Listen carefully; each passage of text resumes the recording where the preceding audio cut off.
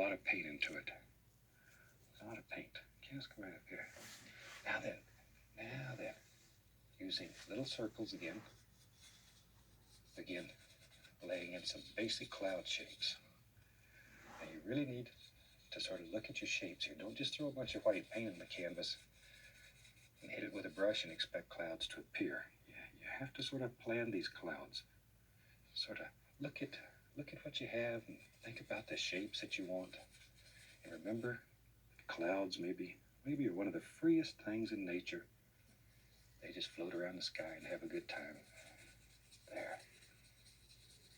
Just in tight little circles, lay in the basic shapes. Very, very basic.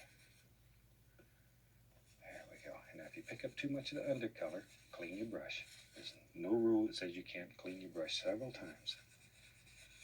The only rule that we have is that there is no rules. You do whatever works for you. We just want to show you how to make some of these effects work. The way you make them work is up to you. If you've watched some of the other shows, we've shown you some of the fantastic paintings that people all over the country are doing. And they take the basic idea and adapt it to their situation or their area.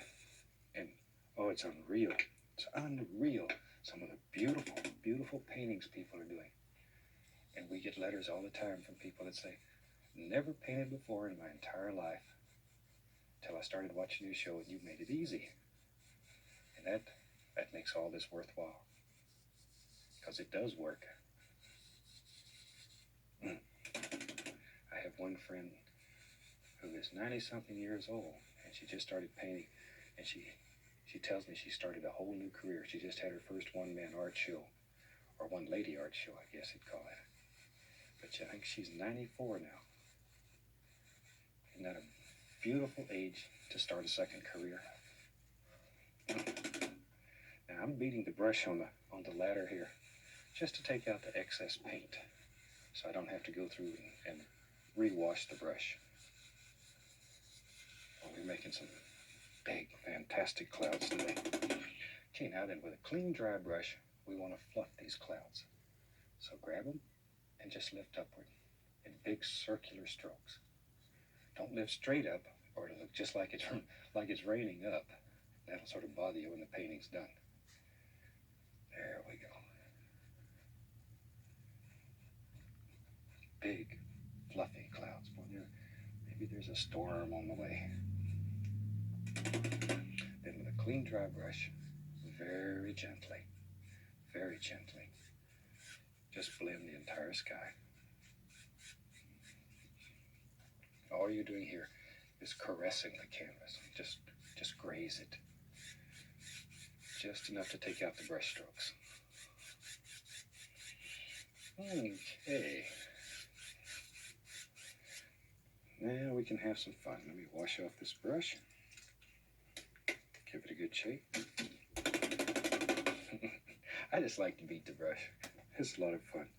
Now, when you're doing this at home, I really recommend you don't do this in your living room. You start beating that brush, you're going to redecorate your whole house in just a matter of a minute or two.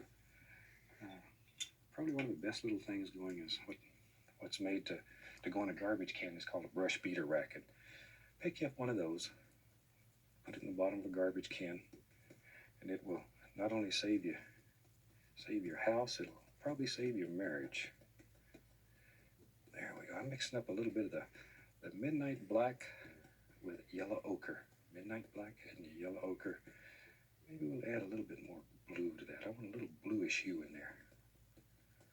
There we go. A little darker than I want, so I'll put some white with it. Okay, we're getting a nice little color there. All right, let's go right up in here. Let's put some happy little hills back here.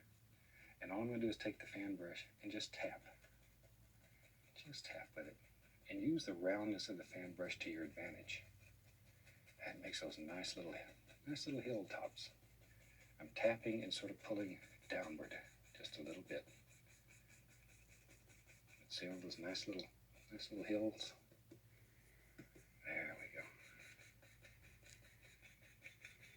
Just let them float right on off. Maybe to about there.